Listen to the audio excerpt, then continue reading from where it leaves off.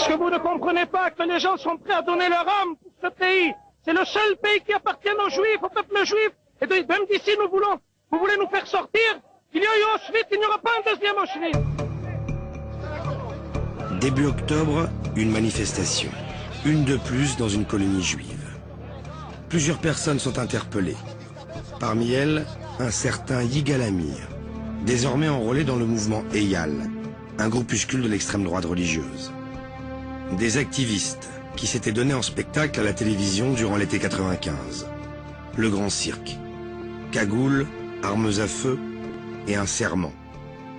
Prêté devant la tombe d'un des fondateurs du groupe Stern, une des plus importantes organisations terroristes juives en Palestine avant la création d'Israël. Que se promettent-ils cette nuit-là? Tuer les Juifs considérés comme traîtres à leur patrie.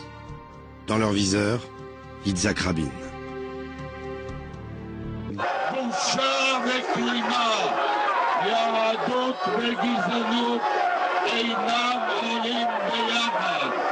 יהדות הארצות האנגלו-סקסיות ידעו לטפח, יהדות סובלנית, יהדות ציונית, לא יהדות גזענית. מה זה?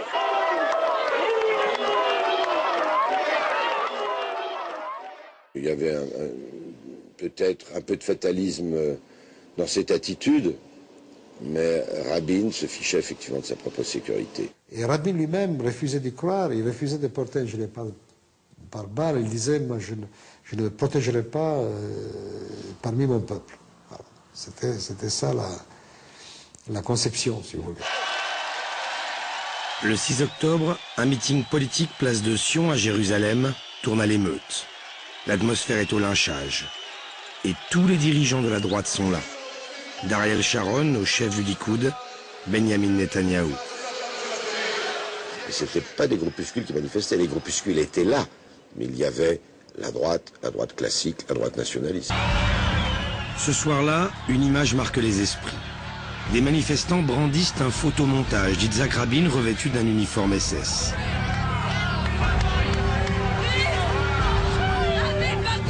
Cette fois-ci, c'est un coup bas de trop pour un partisan de la paix. Un homme qui a survécu à la déportation. L'homme d'affaires franco-israélien, Jean Friedman.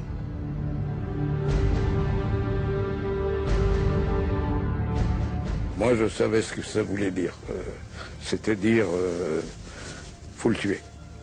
La SS, c'est le symbole du meurtre des gens qu'il faut faire disparaître. Friedman décide de réagir.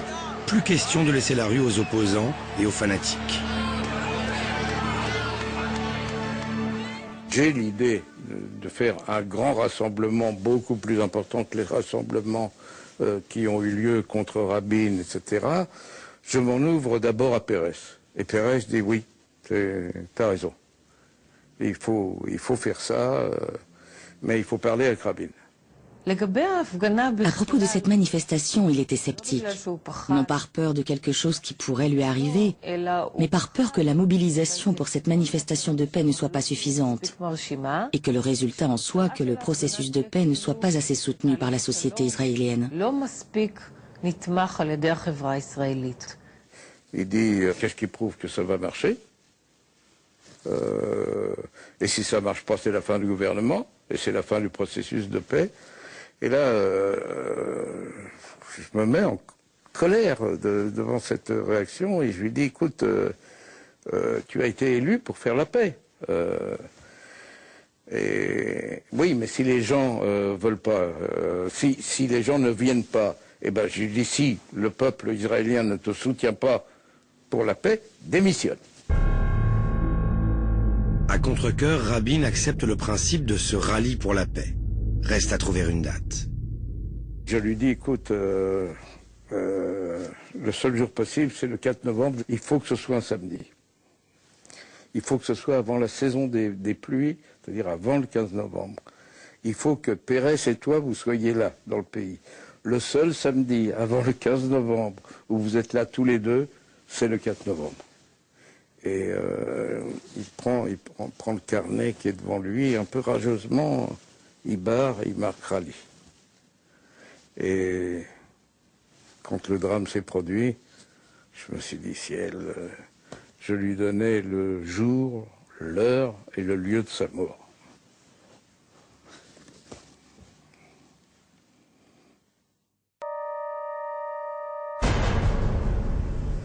La journée s'achève à Tel Aviv. Vers 19h, un jeune homme quitte la résidence familiale et monte dans le bus 247. Direction, la place des rois d'Israël. Il va assister à la grande manifestation de soutien à Rabin. Dans sa poche, Yigal Amir a un pistolet Beretta, un 9 mm. Une boule en acier a été rajoutée aux 3 premières balles du chargeur, leur donnant ainsi un pouvoir de destruction maximum. Qui a trafiqué ces balles? Le propre frère d'Amir, Haggai, un spécialiste en armes et munitions. La seule personne qui l'aurait mise dans le secret. Arrivé sur place, Amir prend soin d'enlever sa kippa pour ne pas se faire remarquer.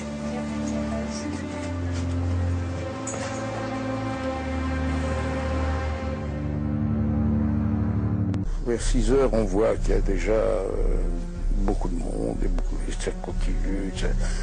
Le fleuve humain commence à se manifester d'une façon très impressionnante.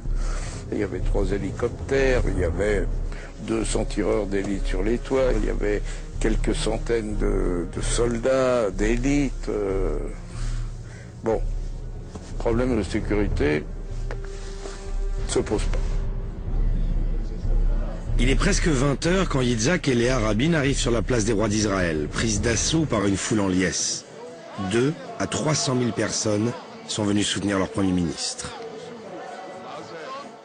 C'est moi qui l'accueille. On est sur un podium qui domine la place où il y a, devant la mairie, et il fait... Et ce soulagement, ce soupir était formidablement révélateur de la tension et de la surprise qu'il y avait.